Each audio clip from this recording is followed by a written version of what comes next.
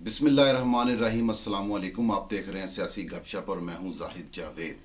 हुकूमत ने अपने इत्तेहादी इजलास के बाद मॉडल टाउन में मुस्लिम लीग नून का भी एक बड़ा इजलास आज कर लिया है। शहबाज शरीफ ने जिसकी सदारत की है और हुकूमत ने इस इजलास के बाद फैसला कर दिया है कि चीफ जस्टिस उमर अता बंदयाल साहब का क्या करना है, क्या करेगी हुकूमत इनका, ये मैं आपको आगे जाके बताता हूँ। लेकिन उससे पहले पाकिस्तान में सबसे गुमराह कुन खबर और पाकिस्तान की तारीख की बदतरीन सहाफत जिस पर मैं आपसे बात करना चाहता हूँ वो है, 2 दिन से सोशल मीडिया पर एक खबर गर्दिश कर रही है कि पाकिस्तान ने इसराइल के साथ बाज़ाब्ता तजारत का आगाज़ कर दिया है और इसी ज़मन में पाकिस्तान ने बहुत बड़ा तजारती बेड़ा इसराइल भेज दिया है जो इसराइल की मार्केटों में पाकिस्तान की चीज़ें बेच रहा है। पाकिस्तान में तो खुद आटा, गन्ना, कपास, रोटी, हर चीज़ की किल्लत है और इसराइल को हमने पता नहीं क्या भेज दिया है। मैं आपको इस बात की सारी तहकीक आज बिल्कुल मीनो इन सच आप तक पहुंचाने के लिए सारी तहकीक इस बात की है कि 2019 में खालिद नामी एक कराची के यहूदी को इमरान खान ने इस बात पर पासपोर्ट जारी किया था कि वो अपनी इसराइल जाकर अपनी कुछ ख़ास इबादत करना चाहता था जो पाकिस्तान में मुमकिन नहीं थी और उसको इसराइल जाने के लिए इमरान खान नियाज़ी की हुकूमत ने पासपोर्ट जारी किया। ये पहला पाकिस्तानी होगा जो डायरेक्ट इसराइल गया है और इसके पीछे इमरान खान के आशीर्वाद और इमरान खान के इसराइल ताल्लुकात की ही बड़ी वजह थी। अब वो शख्स वहाँ चला गया है। खालिद नामी शख्स ने इसराइल जाकर वहाँ एक छोटी मोटी दुकानदारी कायम कर ली है। उस दुकानदारी के ज़मन में वो मिड ईस्ट से, गल्फ से, चाइना से, हिंदुस्तान से और पाकिस्तान से मुख्तलिफ चीज़ें ले जाकर वहाँ अपनी दुकान पे वो रख के बेच रहा है। 16x10 की वो दुकान है जो उसने वहाँ कायम की है और मुख्तलिफ ममालिक की चीज़ें वहाँ रख के बेच रहा है। वहाँ पर वो पाकिस्तान की चीज़ें भी रख के बेच रहा है। उसी तस्वीर को लेकर के एक इतना बड़ा हंगामा बर्पा कर दिया है कि पाकिस्तान की इस हुकूमत ने, PDM की हुकूमत ने इसराइल से सफारती ताल्लुकात कायम कर लिए हैं और इसराइल से हमारी तजारत का आगाज़ हो गया है, जबकि ऐसा कुछ भी नहीं है।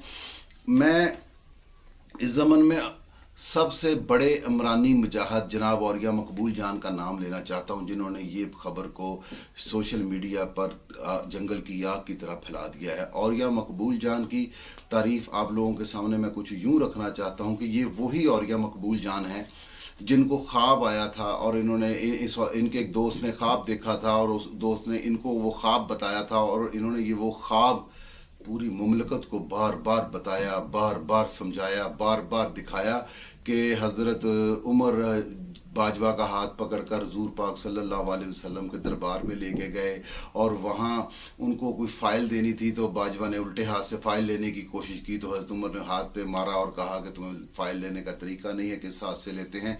ये वो औरिया मकबूल जान है जो इमरान खान की मोहब्बत में गिरफ्तार, जब ये उन दिनों की बात है जब इमरान खान पर बाजवा साहब को बाप कहने का वो भूत सवार था। औरिया मकबूल जान भी उस वक्त बाजवा साहब को बाप कहते थे, लेकिन बाद में इमरान खान और औरिया मकबूल जान ने मिलकर उसी बिशारत वाले जनरल कमर जवेद बाजवा की इतनी तजलील की है कि ईमान का कोई हिस्सा बचाना मुमकिन नहीं है। अगर आप किसी को बिशारत का वो सरफराज ठहराते हैं कि ये बंदे को नबी पाक सल्लल्लाहु अलैहि वसल्लम की बिशारत हुई है तो फिर दोबारा किस मुंह से पूरी ज़िंदगी आप उसकी मुखालफत कर सकते हैं। मुझे तो नहीं लगता कि कोई ऐसा मुसलमान होगा जो इस अमल से, इस कारगुजारी से गुजर जाएगा कि पहले वो बिशारत की नवीद देता है और बाद में उसी शख्स की तजलील करता है। ये औरिया मकबूल जान साहब का किया हुआ एक कारनामा है, जबकि अभी इनके 20 कारनामे और हैं। सीनियर साफ़ी जमील फ़रूकी को आप जानते हैं, उन्होंने औरिया मकबूल जान पर इतने घिनौने जिनसी इल्ज़ाम लगाए हैं जिनकी बात करना मेरे व्लॉग में मैं मुनासिब नहीं समझता, लेकिन औरिया मकबूल जान साहब खामोशी से ये सब सुनते हैं। औरिया मकबूल जान साहब को डील करती हैं शीरी मज़ारी के थ्रू पाकिस्तान तहरीक इंसाफ में औरिया मकबूल जान साहब डील होते हैं। औरिया मकबूल जान साहब ने इसके अलावा सोशल मीडिया पर पाकिस्तान तहरीक इंसाफ के तमाम सर्च ग्रुपों में, तमाम मीडिया सेल्स में अपने नाम से ये बात शाया कराई है कि पाकिस्तान और इसराइल की तजारत हो रही है। इस बात को लेकर के इंसाफ़ी आजकल तहरीके इंसाफ के जितने भी सपोर्टर कारकुन हैं वो आजकल पाकिस्तान मुस्लिम लीग नून की हुकूमत के हमायती और पीडीएम के जितने भी उलमा कराम हैं सबको बेअंदाज गालियां दे रहे हैं। सोशल मीडिया पर एक बरमार है गालियों की, बदतमीजी की, सिर्फ और सिर्फ इसराइल की इस खबर से रिलेटेड, जबकि हुकूमत पाकिस्तान ने इसकी साफ लफ्ज़ों में इसको मना कर दिया कि हमारा इसराइल के साथ कोई ताल्लुक है नहीं। भाईजान, इसराइल के साथ पाकिस्तान के पासपोर्ट के ऊपर लिखा हुआ है कि आप इसराइल नहीं जा सकते।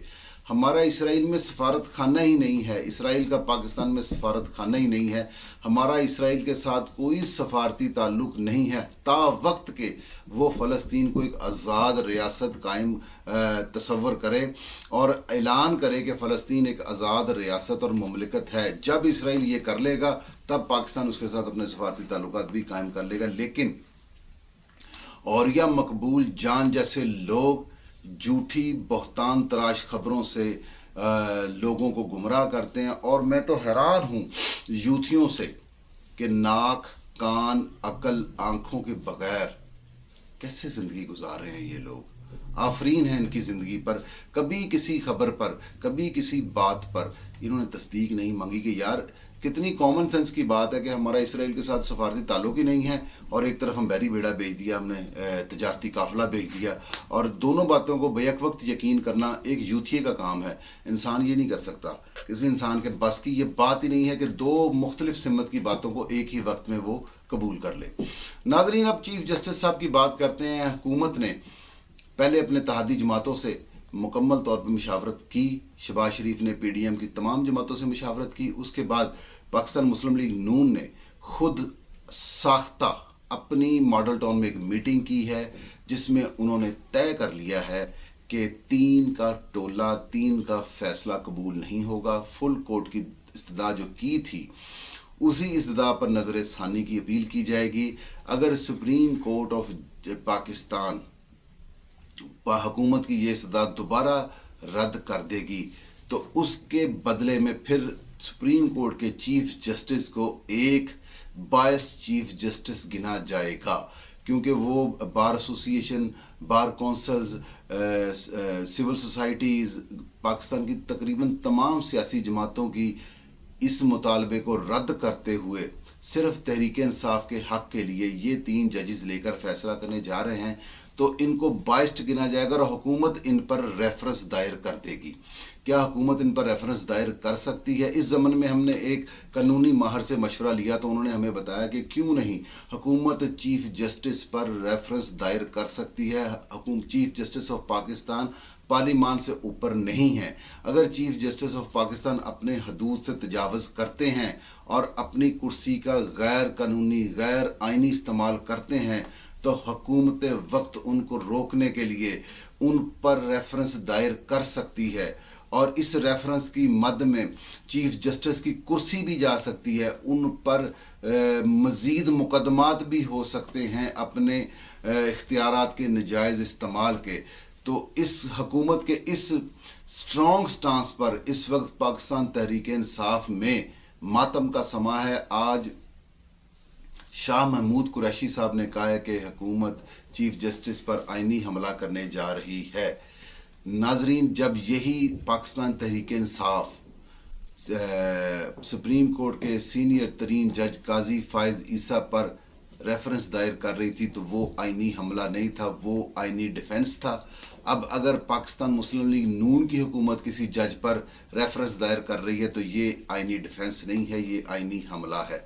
मैं तो इस बात से हैरान हूँ कि जो बंदा हुकूमत में होता है वो आइन का सही रखवाला होता है, जो अपोजिशन में चला जाता है वो उससे बड़ा रखवाला बन जाता है। हालांकि दोनों ही तरफैन से आइन की धज्जियाँ उड़ाई जाती हैं। नाजरीन, फैसला आखिरी तो आपने करना है। आज तक के लिए इतना ही। इंशाअल्लाह ताला जहाँ रहें, जिस हाल में रहें, अल्लाह की अमान में रहें।